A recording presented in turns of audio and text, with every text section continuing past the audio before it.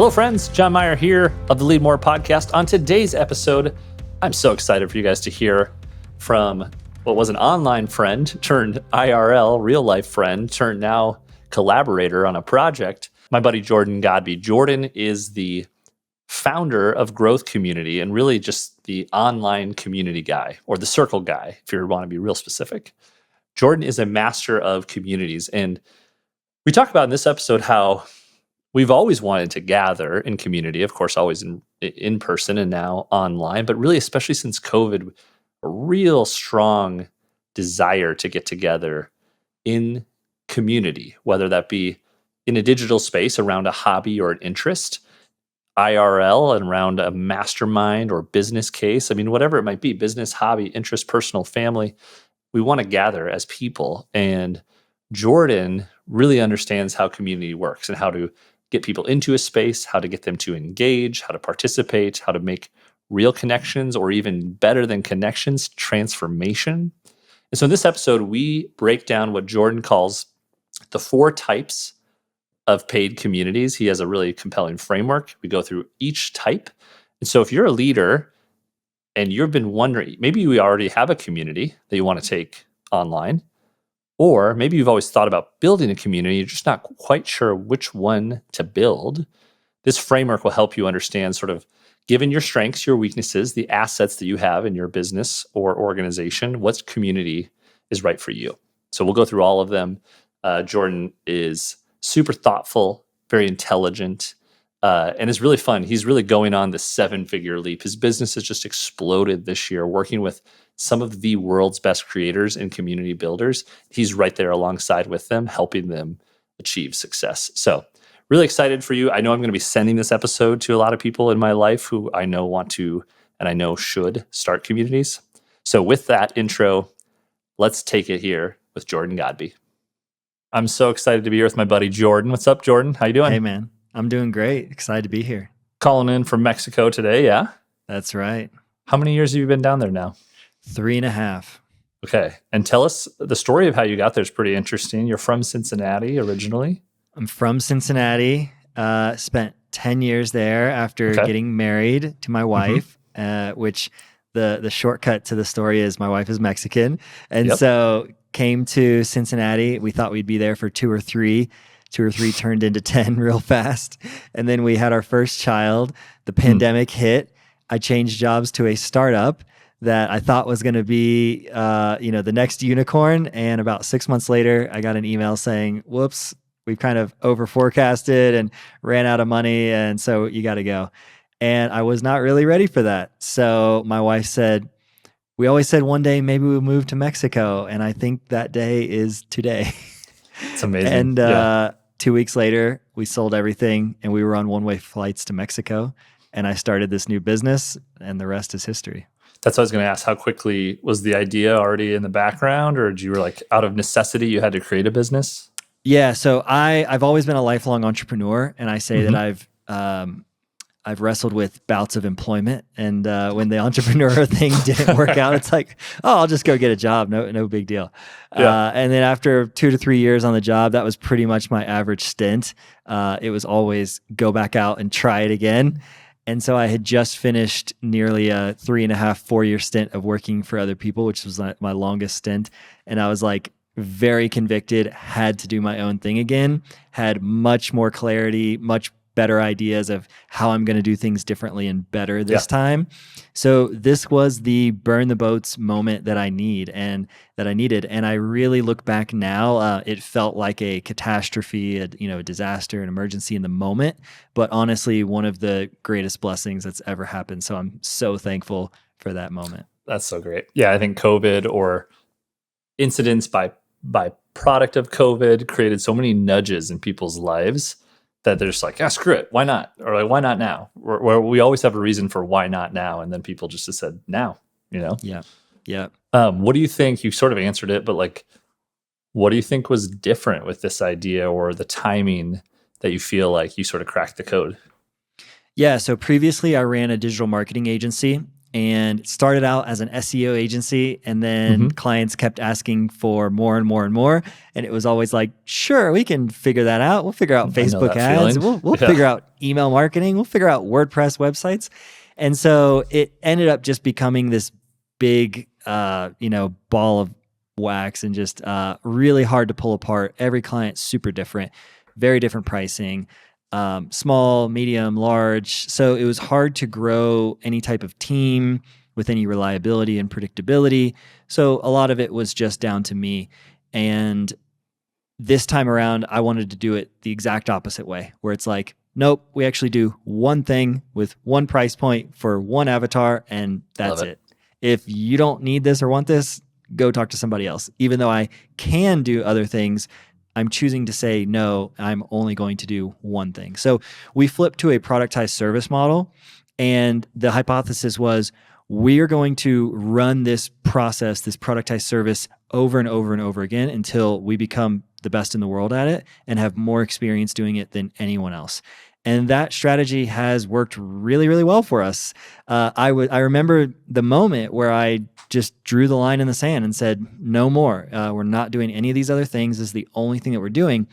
And it's scary because it feels like I'm cutting off 99.9% of all the opportunity out there and all of the potential and revenue and clients, and going all in on this tiny little sliver. And the funny reality is, everything became better after that. We grew so much faster, so much easier to sell it, communicate it, to find the right clients, to deliver it, to hire and start to outsource and all of that kind of stuff. So that was a big bet and has just worked out fantastically. That's so great. Yeah. I can hear myself giving that advice, and also knowing I also need to take it as well, because it's so easy, right? And like as you're building a business, you kind of try things. Well, what if we did do that, or somebody ask? But you're right. I think you really should be able to, as a solopreneur, as a small business, 500K, even $1 million, you should be able to sell $1 million of one thing before you decide to start adding iterations and different products, and you've done that. So let's dive into that, because I think of you as like the community guy. You could also be, I guess, build the circle guy. But I found you on Twitter, which is so funny, because then you introduced me to a mutual friend, Dustin, and then that by way of Dustin, I came back to meeting you IRL, which is so funny, just from a random Twitter follow, because we use Circle for Lead More, and I was just like, oh, I should maybe follow this guy. He might have some good tips. Turns out you have a lot more than just tips, and you recently have created. I got to get the title right, but I call it like the community model. What's your title for it? Yeah, I think I'm probably Paid still communities? refining that. The 4 types of communities framework. 4 types. Okay. The 4 types of communities framework. And I wanted to go through that today. You have so much you could share about the topic of community. But just like your business being created on the back of COVID, I always like to say COVID wasn't a catalyst. It was almost more of an accelerant, where I felt like this desire to connect with people in community around shared interests or hobbies or business or focus areas or geographies already existed, and COVID just kind of accelerated that forward. And so this idea of online communities is a perfect timing for you to create your business. And so let's first, just by defining that, how do you put a box around what an online community is? Yeah, it's a good question. And everyone has a slightly different interpretation. I think that's the challenge with the community space, or with the word, is it's quite vague and overused and misunderstood. So I would say a lot of people call social media a community, or their email list a community. And I don't think that those things are. So for me, it's something that you have to opt into. You are seen and known in there. You can connect with other members, and it's on a dedicated platform that is designed for that. So until just the last few years, there haven't really been many dedicated community platforms. So that's why people were using Facebook groups and Slack and all of that kind of stuff, or LinkedIn to say my LinkedIn community. That's not really a community. Those are really more followers, subscribers, your audience. So I see audience and followers at the top of the funnel. It's almost like one directional versus bi-directional kind of. Exactly, yeah. So if you think about it kind of maybe from a relationship or funnel standpoint, community is definitely one step down lower, deeper into your funnel, where there's much more buy-in and it's much more of an intentional commitment rather than just a little click of a follow. Yeah. Okay, cool. So I like that. And then give us a sense, and obviously the model will do this too, but like we know what a community is. What happens inside of a community? What are like the types of communications and gatherings and events and just facilitations that occur in an online community? Yeah. So I think there's a lot of room for different versions and flavors of this and different interpretations. For me, and what we focus on primarily within our client base and expertise, I would describe as professional networks or transformational communities. So these are not just random groups without a whole lot of purpose. They're not typically free either. These are paid products. And so they're built with a lot of intentionality with an end goal in mind. And so these are either people that are in a transition. It's people going from, working full-time 9 to 5 to wanting to become their own, full-time freelancer, starting an agency, or they're looking for a specific transformation or an outcome. Like, in Dustin's program that we joined, it's like, hey, I would love to build a podcast guesting system that could bring me 100K of revenue. That's a transformation. There's a finish line where I know that I have built the system and it's working and I'm getting on shows. And so that's the reason for joining the community. So I think this is one of the biggest mistakes that I see. I literally had someone email me a couple of days ago and say, hey, I want to start a community for industrial engineers, but I have no idea why anyone would want to join it. I'm like, well, when you position it that way, there is no reason to join that community. We are all busy enough as it is. We're oversubscribed. If you don't have a clear value prop of what you're going to get from this community, there is no reason to join it. It just sounds like another thing to do. And so for me, one of the big ahas that I want to share with people is the community is not really usually the thing or the product. It's the vehicle for delivering the thing or the product. Love that. That's a good way to put it. So I think if someone's listening to the podcast today, we're a podcast for leaders, could be entrepreneurs, might be CEOs, executive directors of nonprofits. They may have a community aspect already, could be IRL or could be virtual, or maybe they aspire to add that. And so I think let's go through the model now, because I think when you taught the model to me, I was like, oh, that makes sense. And maybe I should be a little more clear which box I want to live in instead of trying to blur the lines a little bit. And so we're talking about an XY axis, 2 lines, right? So where do you want to start? Which I'm going to call a vertical axis and a horizontal to not confuse the two. So hopefully you're seeing the visual, but we've got these 4 boxes, right? And so on the vertical axis, we've got price from low at the bottom to high at the top. And then on the horizontal axis, we've got structure from low structure on the left to high structure on the right. And another synonym for structure could be the expectation or the outcome of what I'm going to get from this community.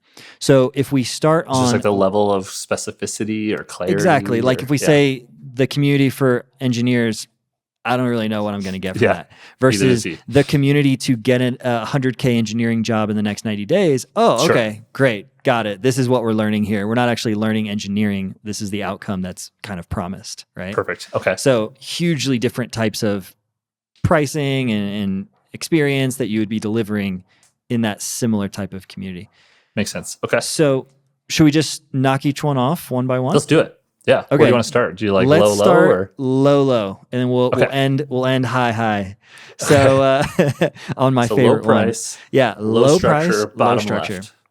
Bottom left. This is what I call a peer community. This is probably the thing that most people are thinking about or assuming already when they think community.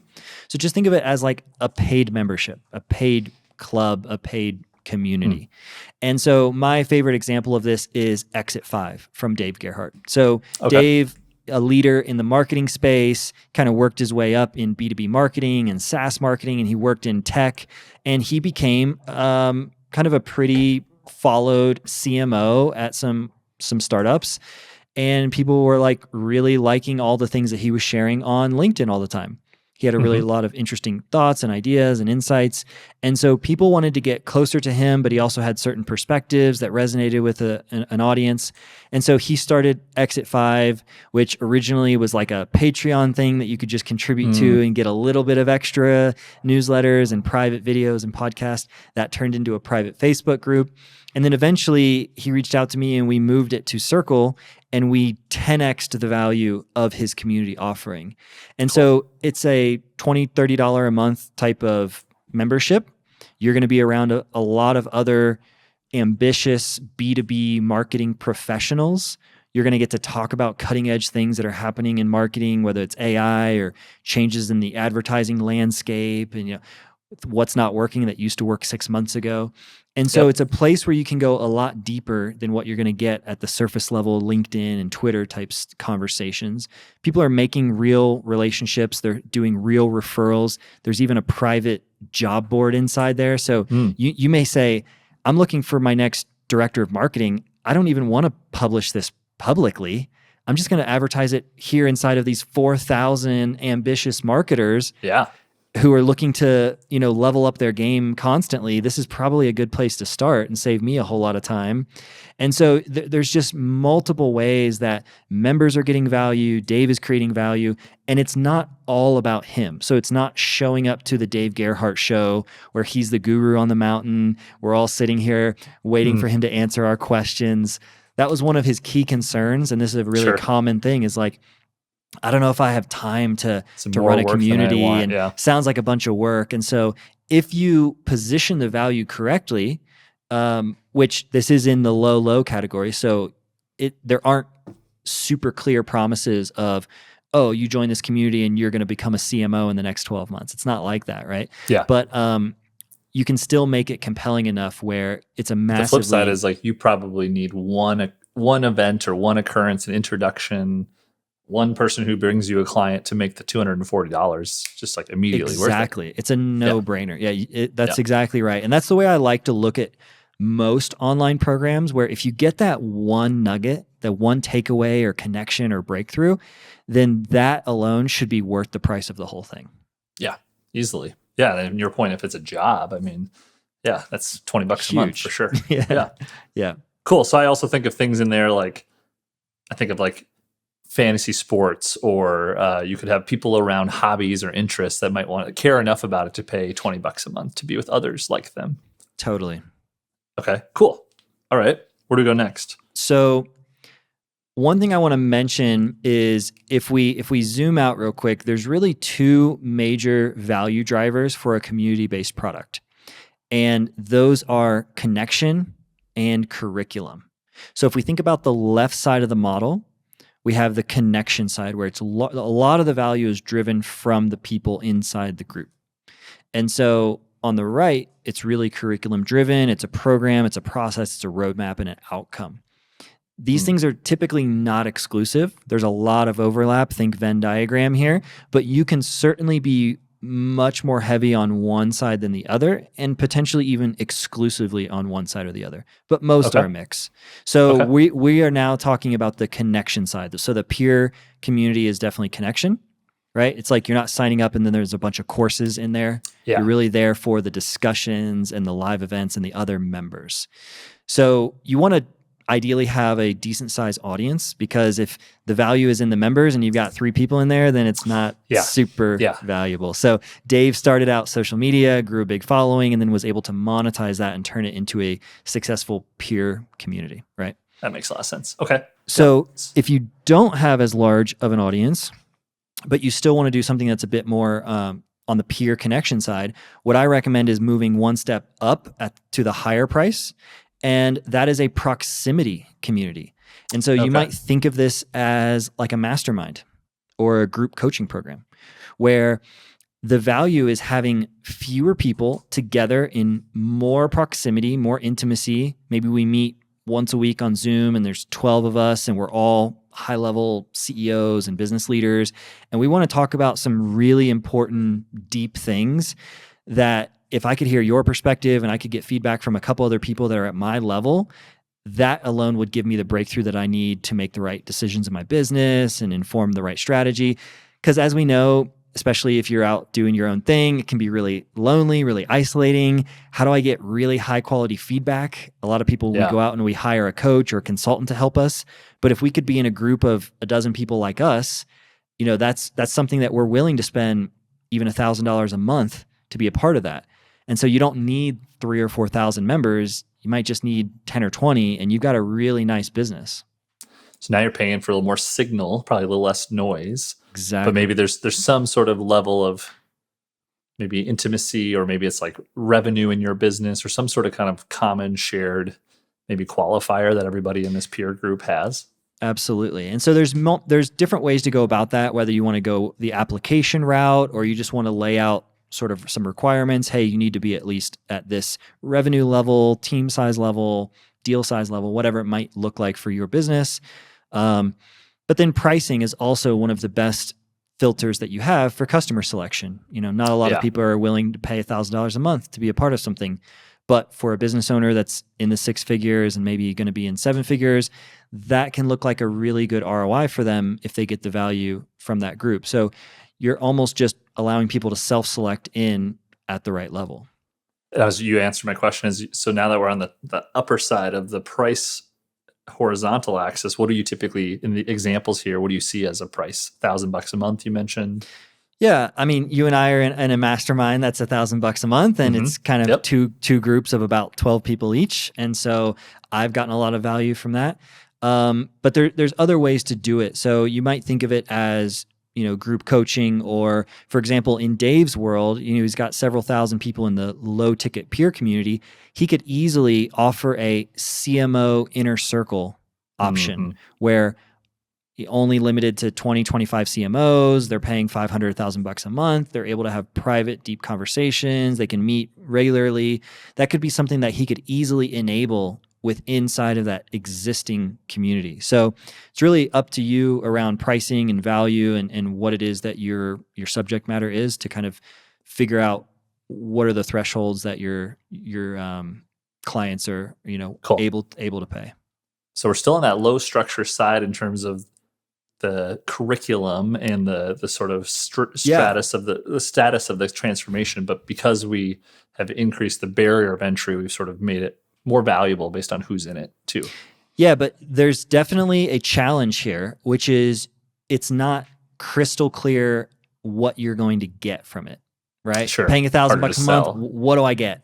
I get four calls a month. Okay, what are going to be inside those calls? It's like, well, it's a bit of a leap of faith, so it can be actually one of the harder options to sell, which is why it's typically not the best first option. And so if we're just kind of continuing on using Dustin as an example, Dustin started with a transformational program, which we'll talk about last. That's the high. And so clear price, clear outcome. You go through it, clear timeline, 12 weeks, and you're done. For people who were successful in that program, you've now gotten to work very closely with the creator. You've gotten to get results. You get a vibe. Do I like this? Do I not? Do I like the other people in here? And then to be invited to join an ongoing proximity community, it now is a much easier sell because you can more clearly see, okay, I just got 12 weeks of value from him. That'd probably be valuable to stick around here for the next 12 months. I wonder how much more I could continue to grow. But until you've tasted it and tried it before, it is harder, I think, to feel that value inherently. So it seems like maybe in that top left, like trust is a high. Need some level of trust, maybe some experience. Exactly. Yes, definitely trust. Cool. It's not something that you're probably going to sell off a cold Facebook ad. Yeah. Okay. Yeah. Yeah, that makes sense. Okay. Cool. So that's the connection side. Yes. And now we move over to curriculum. So we move over to the right column, which is the curriculum side. So we'll go low price. So we're going to the bottom, and higher structure. So this is what I call community-powered courses. So we've all taken what I now call old school courses, on-demand courses. You log into the 2000, LMS, 2020. which, I mean, they've been around for 20 years, 25 years in some cases more. I mean, I remember even the earliest online courses, they were sending out DVDs, right? Sure. And so then finally it became online. But you log into a portal, you're all alone. You've got the 40 hours of content, which we all used to go, wow, that's amazing. And now it's like, oh, who has time for 40 hours of content? Totally. So that's the old school model. Isolation, disconnection, you're all on your own, figure it out. Don't email me, don't ask me questions. There you go. Just watch the videos. We've all bought and taken those courses. And now that we've had so much data, we know that statistically only about 3% of people actually finish those types of courses. And even fewer get the results and are able to implement what they've learned. Because getting through the content is one challenge, but then applying the content in the real world all by yourself is the next even bigger challenge. I recently heard this line just this week, and I felt a little bit sheepish because I was like, oh, I've done that before, but someone described it as shelf help. This idea of like, you feel really good about buying these types of courses because you're like, oh, I got access to it. So even if like, I might be too busy now, but eventually I'm going to learn how to get 1 million subs on YouTube because I paid for this course, right? And you kind of put it on the shelf and you leave it there. Yeah. And they can be good, but you have to be that 3% who not only finishes, but like acts on it. Yeah, and a lot of those, that's exactly right. I'm laughing because of how many times I've done that myself. I literally bought this YouTube editing course because one day when I decide to make YouTube videos, it'd be so great to have this professional editing. And now I'm like, I'm never going to do that ever. I'm just going to find someone to do it for me. It's your shelf help. Yep. Exactly. Yeah, it's funny because we buy these things a lot of times very emotionally and very aspirationally. Like, wow, that outcome sounds awesome. I would love to have that in my life. And then you log in and you realize it's the 40 hours of videos and you're like, I'm not even going to start this. Yeah. So, yeah. I was just, I'm trying to reflect on like, I mean, I get it for it's that bucket for people who kind of want the secret sauce or the recipe of the person, likely the person or the brand who's releasing this community of like, here's how I got here. Let me show you everything that it takes. But there's usually probably something that made them uniquely special too, besides just the 12 videos or whatever. And I didn't realize that this was the case because I have always been such a fan of online courses and I've bought tons of them. I feel like they're just a gift because it's like, wow, I get to download from this person's brain. But there's actually a negative kind of wave and connotation that's been rippling over the last few years around online courses, that they're a scam or that they're a ripoff or that they're just low quality and the person doesn't really want to help you in any way, that they don't solve the problem, that they just promise you to buy the next thing from them. And I haven't personally experienced that a lot, but I've encountered a lot of people who have. And that's been so sad to me because, like I said, they've added so much value to my life. But there is definitely a decline happening in the old school courses world for many different reasons for what I just said, but also I think because people are starting to realize, okay, I didn't really get the results from the last 5 or 6 courses that I bought. So am I really going to get it from this next one that looks really appealing as well? Because the biggest problem with online courses is the environment that you're in or the container. And that container is solitary confinement, sitting in your room by yourself with the textbook, read it, figure it out, good luck. And I think we've all realized by now that's not what we want anymore. It's not what we need. And they place all the value on the information. So to contrast that with community-powered courses, which is our bottom right box, community-powered courses, you still need to teach someone something, but that is not where the end of the line is. The end of the line is now, we're going to teach it and then you're going to implement it. And I'm going to give you feedback and I'm going to help and support and coach you along the journey. So instead of the whole journey being the videos, that's now like 10% or 20%. And now the new 80% is the journey that we're going to go on as you're figuring it out and as you're trying it and you're testing it in the real world and you're coming back saying, that didn't work. What should I do differently? And you're getting that feedback and coaching so that you can get to the real finish line, which is not the end of the video list, but it's actually implementing and getting the results in the real world. That's nice. Okay, so give me an example, because you're right. Like even that little layer of community, maybe like upload your homework after you watch the video, or join the Friday office hours call for help, or I know you can gamify like the completion. Like, so tell me, what's an example in this bucket who's doing it really well?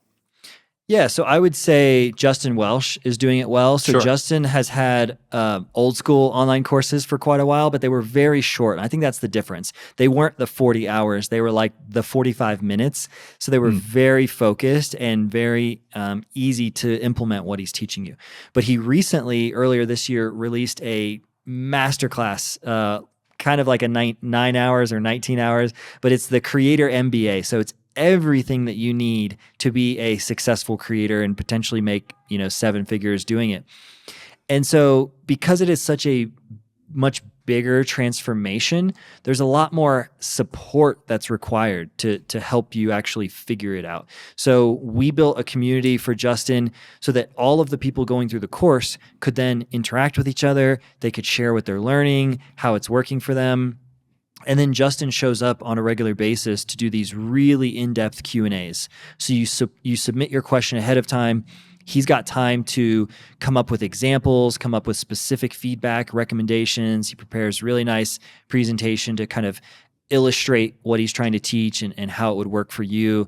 And so those sessions are extremely valuable, that you're able to get a couple of hours live on an ongoing monthly basis to be supported in what you're learning. That's great. So I imagine that sounds, as far as community-powered courses, very valuable. What do we usually see in the price point, since we're still in the low bucket? Yeah, so I would say anywhere from like $500 to maybe $1,500, $2,500, kind of getting into those ranges. Perfect. All right, so that makes sense. And a lot of that sounds like, I think, where we're headed, but there's just a whole nother level, I guess, to that game in that top right course. So that's take us to the high structure and the high price. Right. So on the high, we have my favorite, which is the transformational community. And so it's the highest price point and the highest amount of support and structure and clarity of outcome. So what I think about, like, for instance, Dustin, again, is a great example of this with the Podcast Profit Accelerator. There's a clear promise: build a podcast guesting system that will get you on shows routinely, that can help you generate a new income stream and make $100,000 from that or more. It's like, great.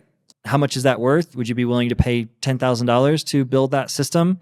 Sounds like a pretty good ROI. If you've got a business behind you and you've got a validated offer, then great. $10,000 is a lot, right? And so he also doesn't need to get thousands of customers. He can do 10 and run that in cohorts, and that's a pretty nice business right there. And he's able to spend and invest a lot of time and energy and attention in every single one of those members to really support them and handhold them through that journey to see them succeed. And therefore, you're going to have a very high success rate, right? And so that's why I like it, is because it's like the antithesis of the online marketing scam of this stuff doesn't work, this is a joke, this is snake oil. Yep. It's like, no, I'm actually going to be with you every step of the way in close proximity, in close intimacy. We're going to see each other online, in Zoom, in the community. You're going to give feedback, you're going to do work, and we are going to do everything in our power, as long as you do what you need to do, that you're going to cross the finish line as a success. Because that's what you want, is you want to be able to build up those testimonials and case studies and everyone saying, this program is amazing and worth even more than I paid for it.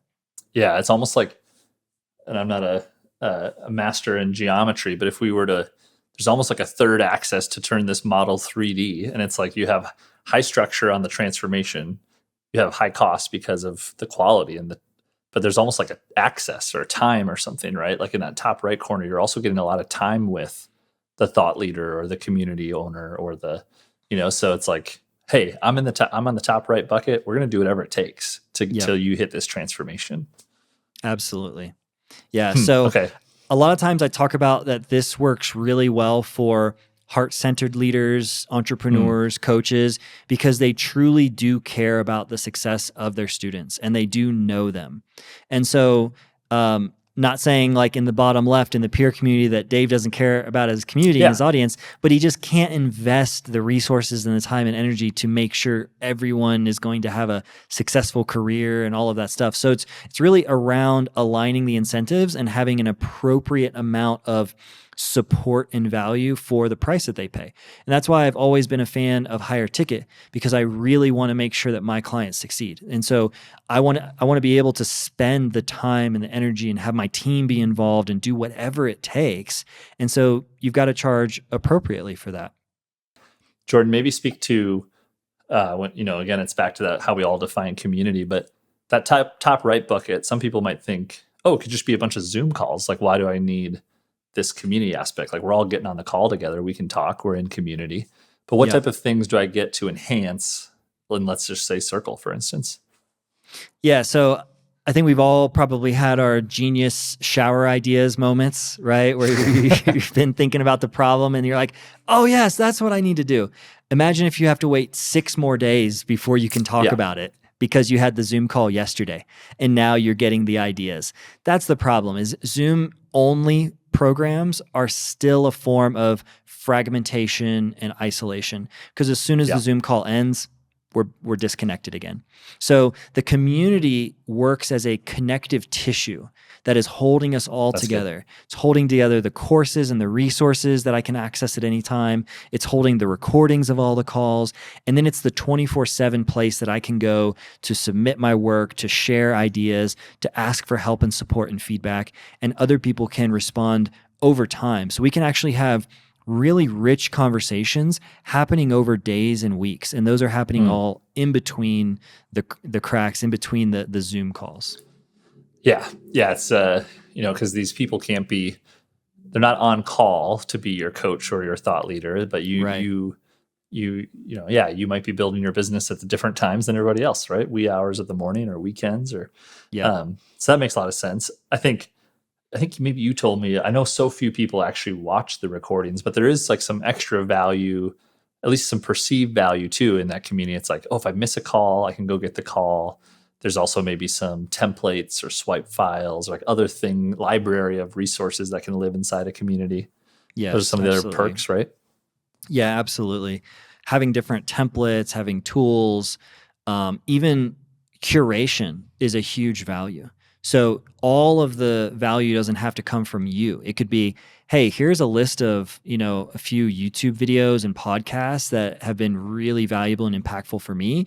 I suggest you check them out as well, because you're on the journey that I was on 6 months ago or 2 years ago. So you're kind of following in my footsteps. These were the things that I was consuming, probably be helpful for you as well. So now you've cut through the noise again and you're giving them signal. These are a couple books, these are a couple YouTube, these are a couple, podcasts to check out. Those just add massive value, but it's all in one easy, accessible place inside your private community. That's awesome. So Jordan, you and your team, you're going on your own 7-figure leap right now, building paid communities for entrepreneurs and business owners. What are the sort of like filter questions or onboarding things you would first ask somebody as they're trying to decide where they fall on the model? Yeah. So a lot of our clients, they really just fall into 2 buckets. They are either already up and running, crushing it. They have a validated offer, validated audience, and validated results.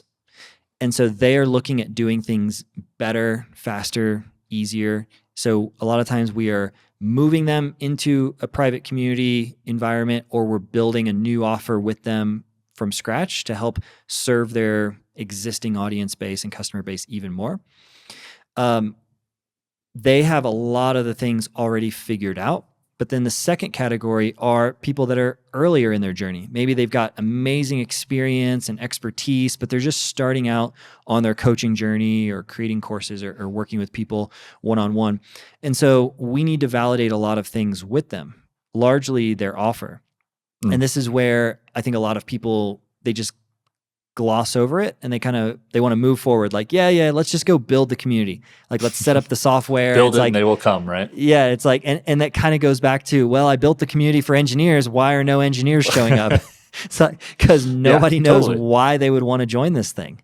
So we have to spend a lot more time than what most of our clients think is necessary on figuring out why would someone want to join this? And if we can crack that, which is simply $100 million offers, coming up with a compelling offer that someone would feel stupid to turn down, the rest of it becomes easy. Because then we know what is the promise, what are the value and the features that they're going to get, and the outcomes. Now we structure the community and the experience to just meet those goals and those promises. And that's when it becomes a whole lot easier. So that's kind of the number one thing I see people getting tripped up with. Interesting. That kind of makes me think of, that's like the chocolate and broccoli of your business, right? Like someone comes to you and is like, Jordan, I want a community, build it for me. And you're like, yeah, okay, that's the broccoli, but what you need, or that's the chocolate, but what you need is like a really good offer. Like that's your broccoli, right? Exactly. So I want you to talk about Ali Abdal and his community, because if someone's listening to this, they might be like, oh, that's cute. Like paid communities, like that sounds fun. But like I'm building a SaaS business, or I have a 50-person agency or whatever. And I know that Ali's like got a big following and wrote a really successful book, but his community has been wildly successful. And a client of yours. Yeah, exactly. So Ali had been doing the kind of YouTube coaching and courses game for quite a long time, but had really been known as the productivity guy who had gone through med school and been able to build a whole business on the side, and then ended up going all in on being a creator and a YouTuber. And so a lot of his stuff is around productivity, but he didn't really have a productivity product. So he wrote the book earlier this year, Feel Good Productivity, and we wanted to have a community product around it. And so this is a great strategy for authors, podcasters, people that are subject matter experts and thought leaders, is you're attracting all these people that love the subject matter and that love learning it from you, but how can you serve them at a deeper level and monetize that in a way that is still highly leveraged, highly scalable? And so we built a paid community together called Productivity Lab.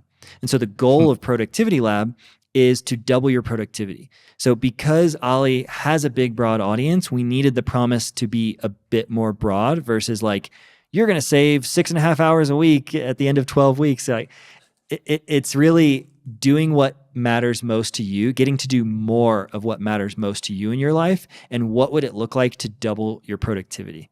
So this is a highly subjective niche and value. So you start to think like, how much could I charge for this, right? Like, would people pay $200? Would people pay $2,000 for this? Like, who can afford this? Who would buy this? So he and I spent right now. I was trying to decide. I was like, is this a low, or is this a high? Like, I don't know.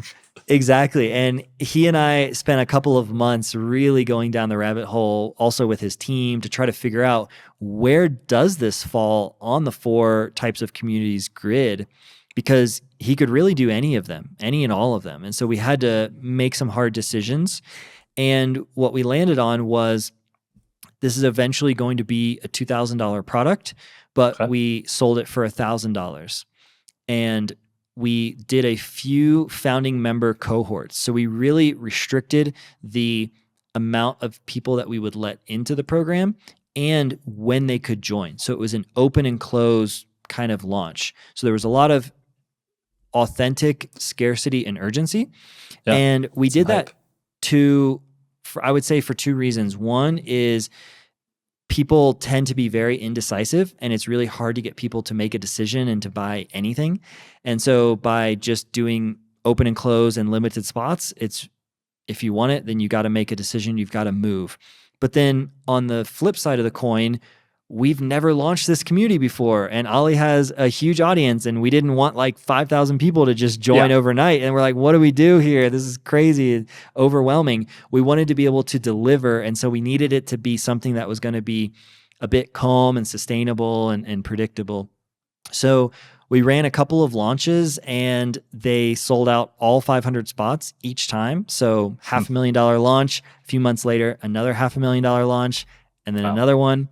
So the goal here is to really build this into a $5 million business over the next couple of years. Dang, that's awesome. That's great. Such a good success story. What do you think? We'll head toward the end here. And before I ask my last question, it feels like communities are having sort of their moment in the sun. And I use the example. I know it's 4 years since COVID, but like we kind of got bored of the cohort-based Zoom. We're all on Zoom calls. We're looking for a little more connection. But where's this go from here? Like, what do you see as a community guy? What's the future look like? Or is this kind of, it's fully evolved form, or is there another level to get to? Yeah, it's a great question. I think people are craving real connection more and more and real relationship more and more.